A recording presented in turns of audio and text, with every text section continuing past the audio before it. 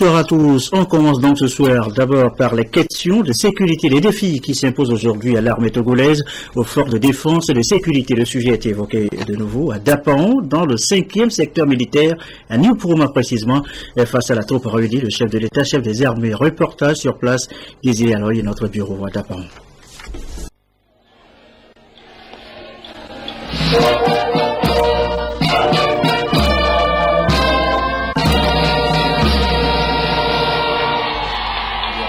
Le 5 juin 2014, le président de la République, Faure Ezozumania Zingé, a annoncé une importante décision, la refondation de l'armée togolaise, avec des mesures sécuritaires appropriées.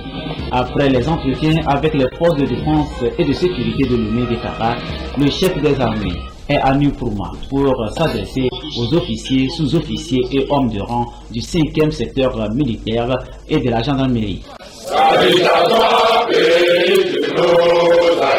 Qu'il les rende forts, paisibles et joyeux, cultivant les voyances pour la prospérité. Que viennent les tyrans dans un soupir vers la vie. Mettez debout, luttons sans défaillance, les corps ou mourants, mais dans la dignité, quand de toi seul nous a exaltés. Il Togo pour la prospérité, Togo est bien, bâtissons la cité. Ces mesures de réorganisation de défense et de sécurité connaissent déjà des applications. Le colonel Baekide ou Kwakabia, commandant de la 2e région militaire, a donné d'amples explications sur les objectifs et les moyens déjà mobilisés sur instruction du chef de l'État. Excellence, Monsieur le Président de la République, chef des armées, cette vision stratégique que vous avez lancée le 5 juin 2014 a pour but de garantir à notre très cher pays plus de sécurité, plus de paix et plus de stabilité. C'est donc un véritable rappel au devoir que vous nous lanciez au regard des défis actuels. Il nous souvient, Excellence, Monsieur le Président de la République, que lors du lancement de la réforme, vous disiez devant le collège des officiers, je vous cite, « Je vous en donnerai les moyens progressivement et en fonction des ressources de notre pays, dont la sécurité vous incombe en priorité. » Fin de citation. Je puis vous garantir, Excellence, de la détermination de chaque militaire de notre région pour assurer la sécurité, la quiétude et la paix dans chaque secteur de cette région.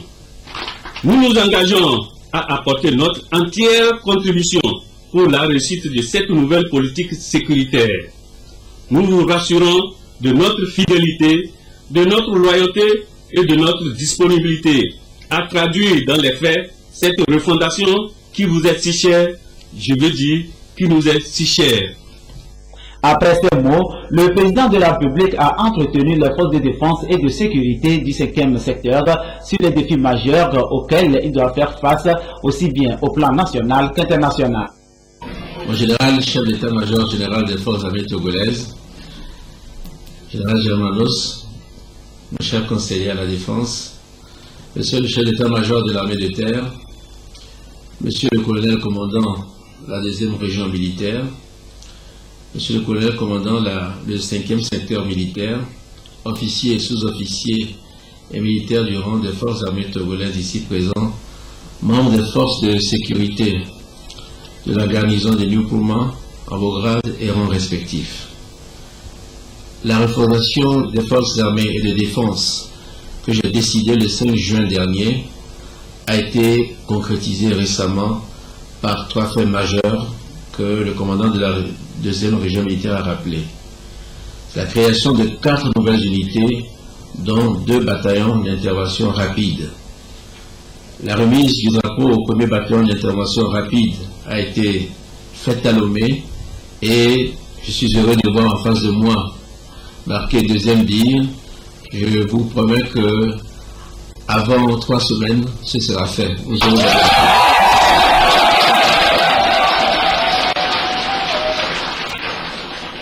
La mise en place des régions militaires et de gendarmerie prévue dans le cadre de la nouvelle organisation militaire territoriale J'ai aussi désigné les commandants de ces régions afin que, sans perdre de temps, la montée en puissance humaine et matérielle se fasse dans les meilleures conditions.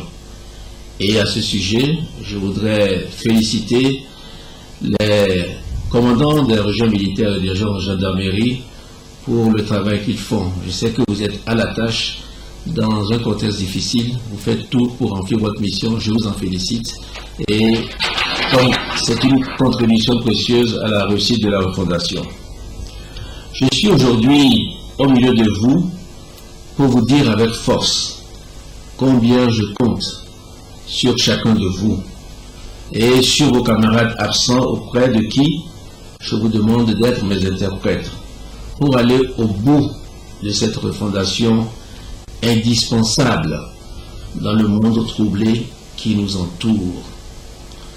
Je sais que toute nouvelle initiative, quand elle est annoncée, suscite l'adhésion et l'enthousiasme. Et je le ressens dans vos réactions. Il ne faut pas que cet enthousiasme retombe.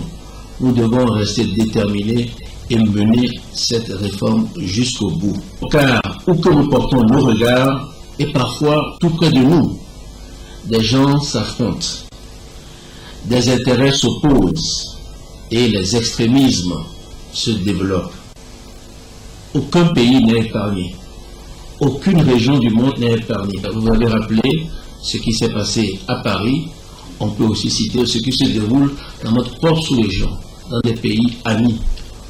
Pays amis dont vous avez côtoyé les officiers au cours de vos stages.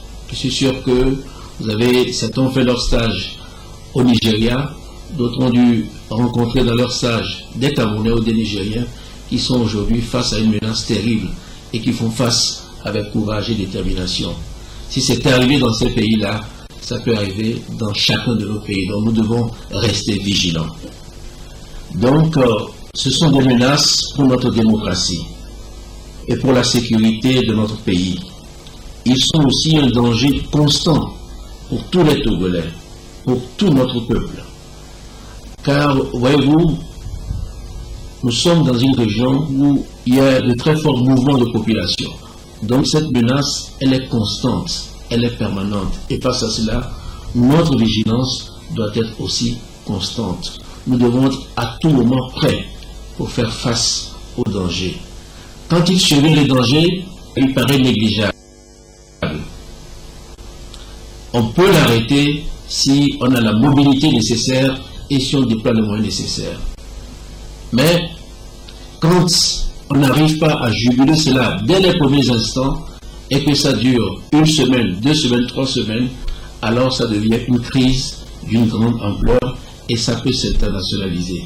C'est pour cela que j'insiste beaucoup sur la vigilance et sur la nécessité d'être prêt pour détruire toute menace dès le moment qu'elle apparaît.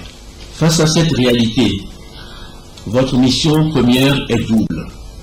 Garantir l'intégrité de notre territoire et assurer sans relâche, avec foi et détermination, la sécurité de nos concitoyens et des étrangers qui vivent sur notre sol. Et ce faisant, celle de vos familles, de vos proches et de vos amis. La paix, on ne le dira jamais assez, est un bien précieux qu'il nous faut garantir. Nous devons, vous et moi, prendre des mesures pour y parvenir. Sans elles, sans la stabilité que nous apporte la sécurité que seules peuvent garantir les forces de défense et de sécurité, il est difficile de favoriser le développement de notre beau pays pour que chaque citoyen s'y sente bien. Sans la paix, sans la sécurité, il n'y a pas de développement possible. Nous devons garder cela à l'esprit. Donc la mission que j'ai fixée à vos chefs légitimes, mais aussi à chacun de vous, c'est vrai qu'elle est exaltante, mais elle est aussi difficile. Aussi, elle demande un engagement sans faille de votre part et une disponibilité de tous les instants. Je n'ai aucun doute pour ma part sur votre volonté d'y parvenir. Nous devons aller plus loin, y compris dans le domaine du renseignement. Car aujourd'hui, parfois quand le mal survient, c'est qu'il est déjà trop tard.